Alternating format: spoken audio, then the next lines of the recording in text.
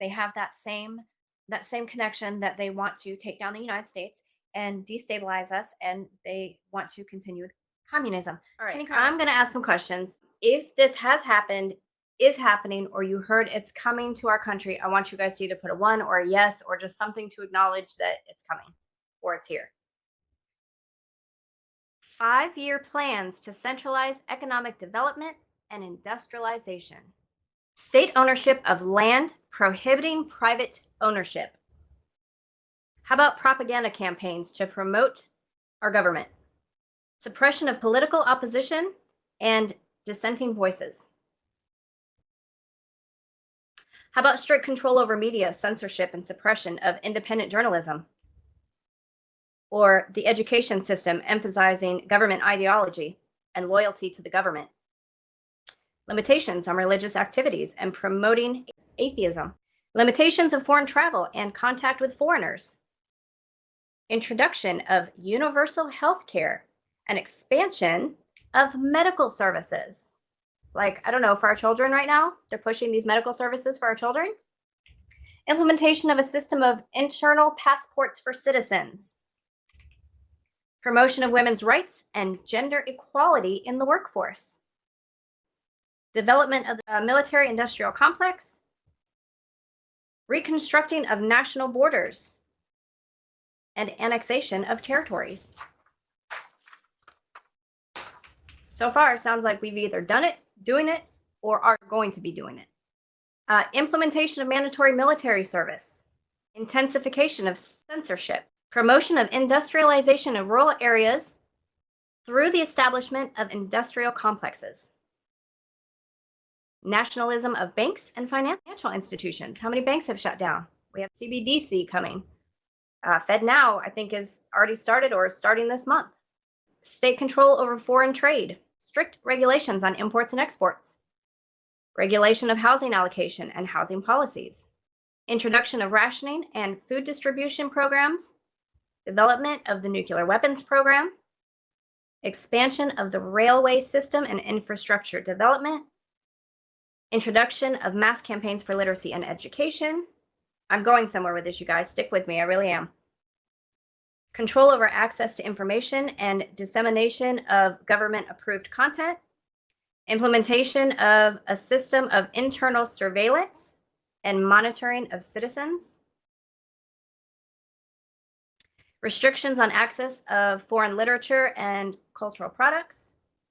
Introduction of state-sponsored housing or construction programs like the 15-minute cities. Creation of a system of awards and medals for achievements and loyalty to the government. We'll give you a free donut or a free burger if you go get this job because the government told you to. Promotion of scientific research and technological advancements. And then introduction of mandatory participation in state-organized celebrations and demonstrations. And I didn't read all of them, but I did read most of them because a lot of them applied. A lot of them are things that we have heard or seen or know is coming. Every single thing that I read on this list is out of the rules, laws, and regulations of Stalin's Soviet Union. This is everything that he implemented to control the people, plus others that haven't come yet. But most of us were alive during the Soviet Union. Some of us were not aware of the Soviet Empire. Soviet Empire wasn't just the Soviet Union, it was their allies. Their allies and the Soviet Union is what created the Soviet Empire, and it was huge. The Constitution of the Soviet Union was the main law for the country. It explained how government worked, the rights and duties of the people, and how different institutions functioned. So the criminal code of the Russian Soviet Federation Party had its own set of laws that defined crimes and punishment for committing them. And I wanted to bring this up because how many times were our peaceful protests labeled as terrorists, the people that attended, but then the protests that were burning down cities, nothing happened to those people. So they're picking and choosing who falls under their laws or their regulations that they are creating, which is the same thing that they did back in the Soviet Union. It's the exact same thing. Labor code, there was a set of laws regulated to work and for workers' rights. It covered things like wages, working hours, time off, and Social Security, which sounds great until you didn't follow their laws. You could go to jail or go to a camp. You could go to a camp to basically pay your fine. Economy regulations, regulations determining how resources were allocated, production targets were set, prices were controlled, and goods were distributed. We're kind of already having that. That could be the lack of our goods, our foods, our gas, our so forth. As if this is purposefully being done, then this would fall right into line with they're allocating to us who can have what. It's controlling the food, controlling the commodities, controlling what we need. It's a way to control the people. You've got the press laws. The government had strict control over the media. Laws were in place to limit freedom of speech, freedom of press, and freedom of expression, ensuring that only state-approved information was disseminated. Fact checkers. Hello? Is that not what they're doing? Or shadow banning, or deleting people's channels that are speaking truth, which, as always, I'm always on the border of, worrying about having mine deleted. It could be deleted this time. Who knows? State security laws to protect the state. Laws were enacted to combat espionage, maintain security, and suppress activities such as a threat to the regime. The KGB was the main security agency for this. So, does everyone know that Putin was in the KGB? So he's already familiar with all these laws, all these regulations. He knows how to enforce them. He knows what has to be done. He knows what propaganda has to go out. He's not a stupid man. He's got very high training to manipulate, to plan, to control. He knows how to do it. We've got the propaganda laws. The government used extensive propaganda, and laws were put in place to control the flow of information. These laws restricted the distribution of material considered anti-Soviet and enforced the use of state-approved ideological content. So how hard is it for us to find a story that is not on our mainstream media from other countries? If you don't have a VPN, and even sometimes with a VPN, you are not going to be able to find the stories or the news or the articles in other countries. They are preventing us from really seeing what's going on. And we have to take the word of either mainstream media or people that have channels like myself that know people there directly that can get information from people on the ground. And because we have people out there doing that, they are trying to do everything they can to stop us from getting that information out. So they are pushing their own misinformation out to counteract what we're trying to get out. Passport and travel laws. Soviet citizens needed internal passports for domestic travel, and additional permissions were required for international travel. These laws restricted movement and made it difficult for people to leave the country. It seems to me during COVID, they already tried to do that with us. If you didn't have the jab, you couldn't go to most countries. Or if another country was supposed to be a high infection rate, you could not go to that country from here. Or if you were able to go to another country, you had to quarantine for a week while you were on your 1 week vacation. So what was the point of that? What was the point of going if you weren't able to go anywhere? You had to quarantine for a week. But they made it very, very difficult for people to go to other countries or even to go domestic, because some of the airlines were requiring that you had to get tested. Well, some people refused to take the tests, which is fine, but then they couldn't go anywhere. So they kind of already tested this as far as putting laws and regulations in place. We haven't officially had the passports yet, but we've heard through the grapevine and through rumors and whispers that those passports are coming. They are coming to prevent us from going to certain distances or to not leave our 15-minute cities if we move to one. So it's almost like they've taken all their laws and all their regulations, and obviously the Soviet Union fell. We all know that.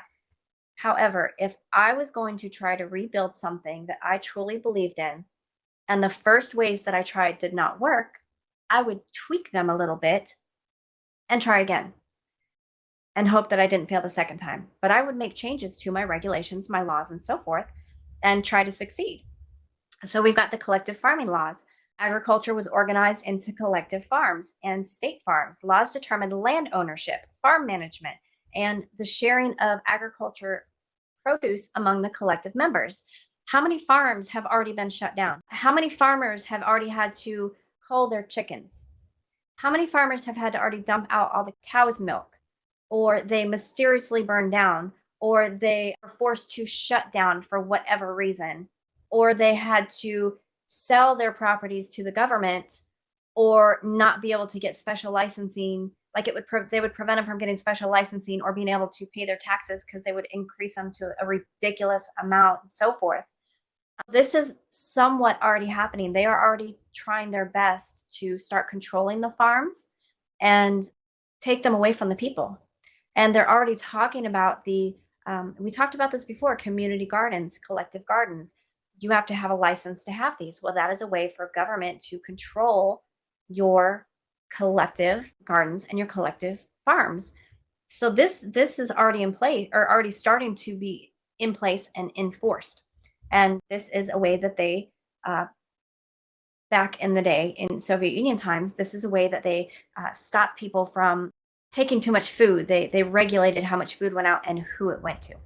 Then they had the forced agriculture policies where they were forcibly consolidating small farms into the large collective farms, which led to the resistance on many farmers because they couldn't survive by throwing their farms into the collective farm. It just wasn't possible. So there was some pushback on that. I thought this was interesting. Stalin's Great Purge.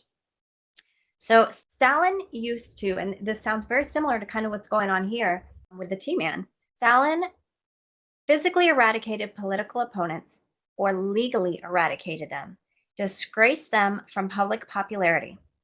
So he would do his best to falsely accuse them, to put them in jail, publicly disgrace them to the point they had no support anymore, and or make them disappear or execute them.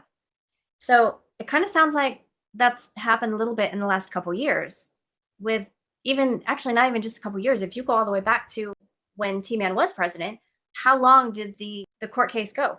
His entire term. They tried to nail him with this.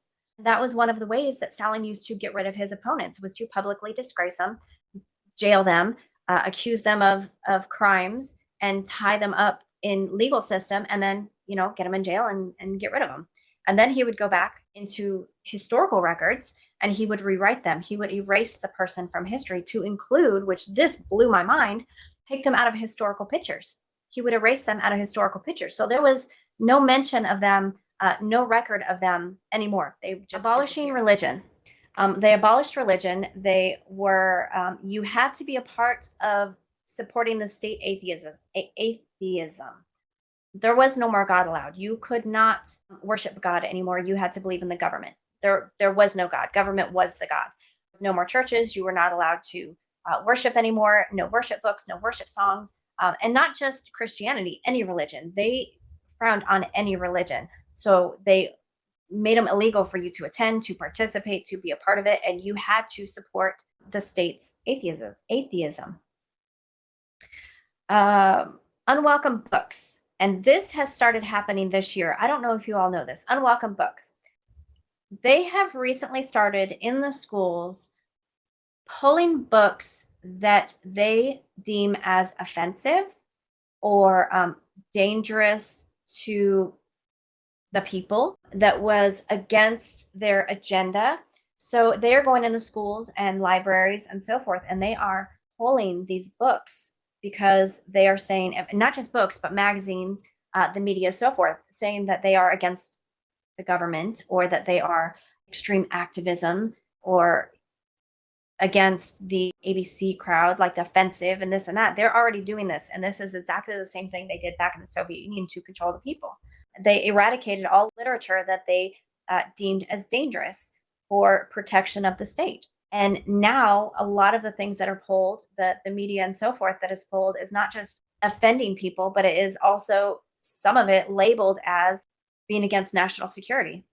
Abolishing ideological censorship in art. This I thought was interesting. So they not only created the media and the magazines, the newspapers, everything else, they also started controlling what art could go out, what art could be created. And as soon as I heard this, I had thought about all the little clips I had heard of the AI engineers talking about how AI is going to basically take over the creativity of art. That we won't have to be creative anymore because AI can draw anything. AI can create any video. AI can make any song, any tune, whatever. people don't have to be creative anymore. They don't have to use their brains. They don't have to do anything. AI will do everything for us. But the thing is, AI has to be programmed to be within certain boundaries. And we don't actually know, the public, the majority of the public don't actually know what this AI has been given for boundaries. And when you play with it now, like if you play with ChatGPT now, it is very biased on a lot of things. And that is something that had to have been programmed in it.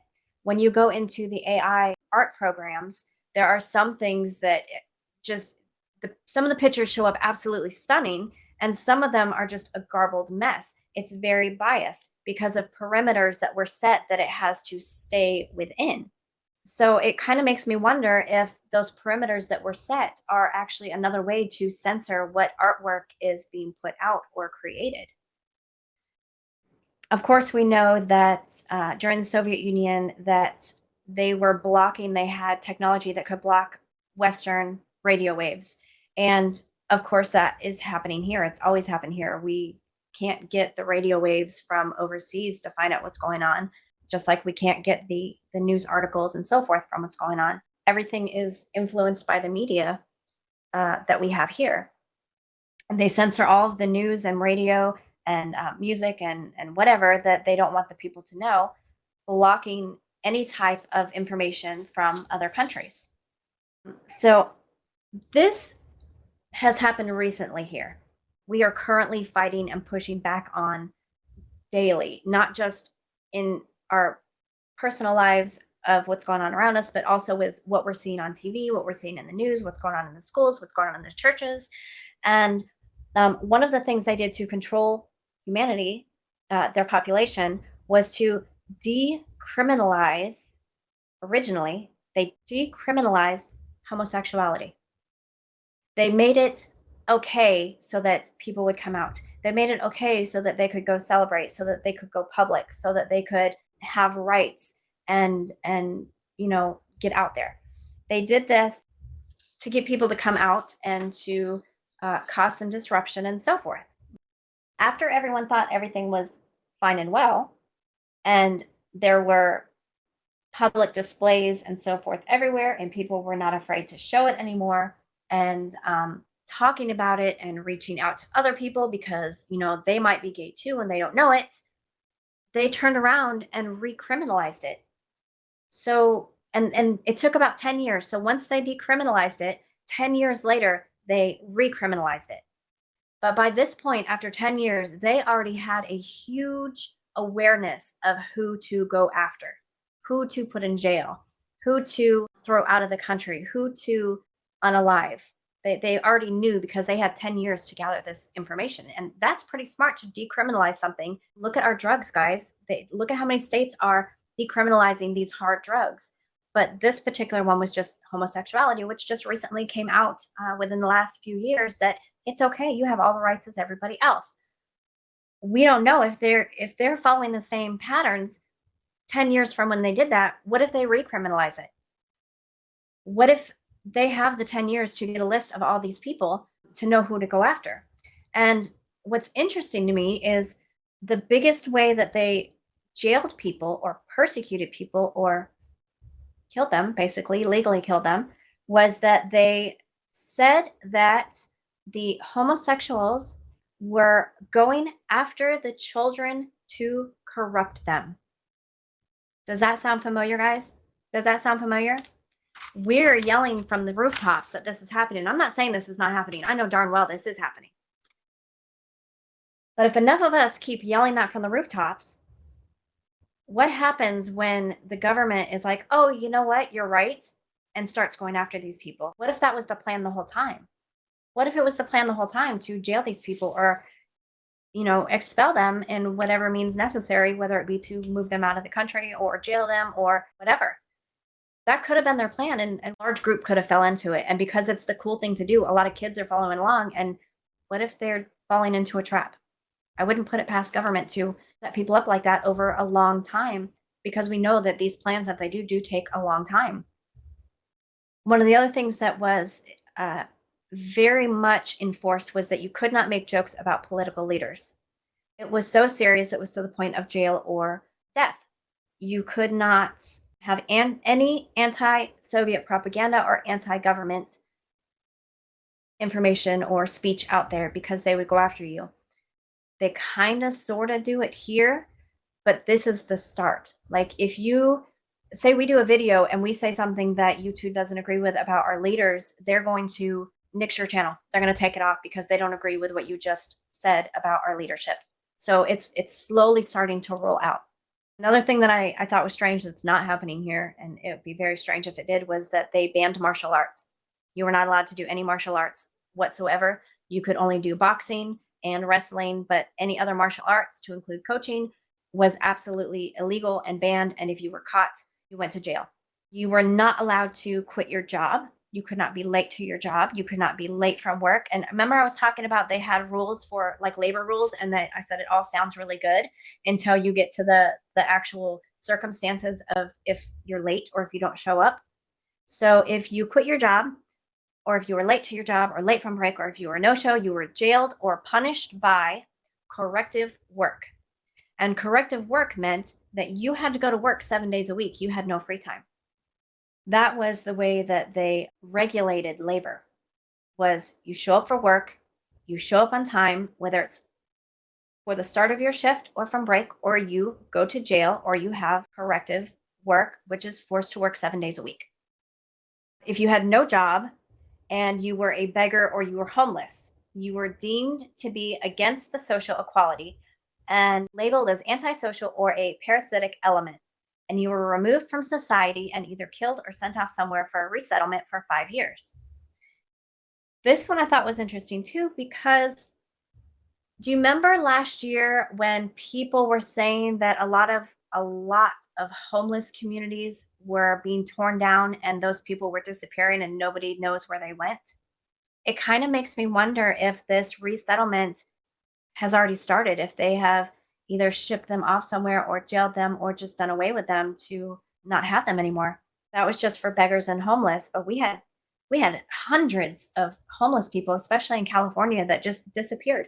Whole communities, tent cities that just disappeared and nobody knows where they went. There was no record of them. Nobody could contact them. They just didn't see them again. They were gone.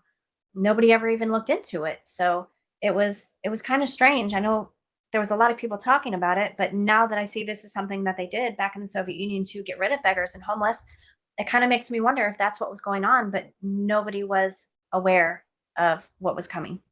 If you had no job, but you were not homeless, you were labeled as sponging, or again, a social parasite is, you know what I'm trying to say.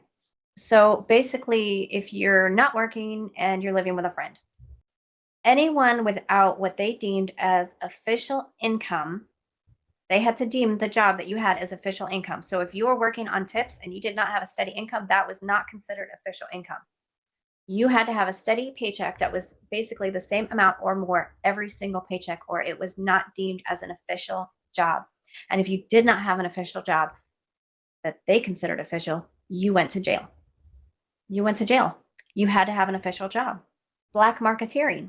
You were not able to obtain anything foreign made legally. Only the elite could do that.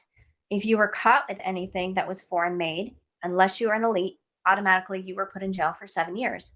And that was something as simple as a pair of Levi jeans. You couldn't have anything American made at all. It kind of makes me wonder, since commodities are coming in slow and we're having a hard time getting things from certain places, if this law will come about here eventually. Of course, it's not going to happen tomorrow, but a lot of these are already in force, or they're starting. It seems like they're starting to roll them into effect. You couldn't have any hard cash of foreign money, and they did away with a lot of the hard cash, which is funny because they've been doing that here.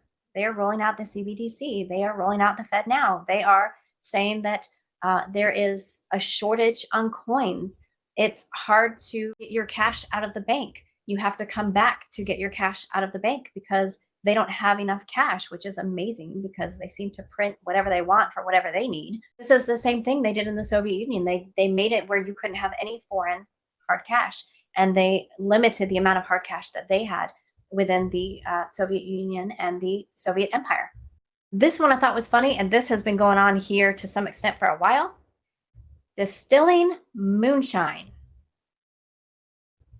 And it had moonshine. It literally said moonshine or any other alcohol at home. Completely banned. You were banned from making it for personal use or for public sales. If you were caught with homemade moonshine or other alcohol, you automatically got 6 to 7 years in jail. 6 to 7 years in jail. Even if you were making it just for yourself and your family and you got caught with a jar of homemade moonshine, you were automatically put in jail for 6 to 7 years. If you had a still but no alcohol, you went to corrective labor, which was the going to work 7 days a week, so you had no free time, or you had a huge fine you had to pay.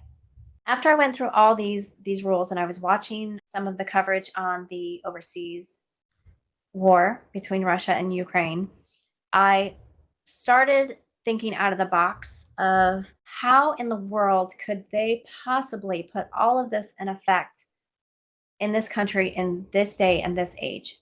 How could they completely take over everything?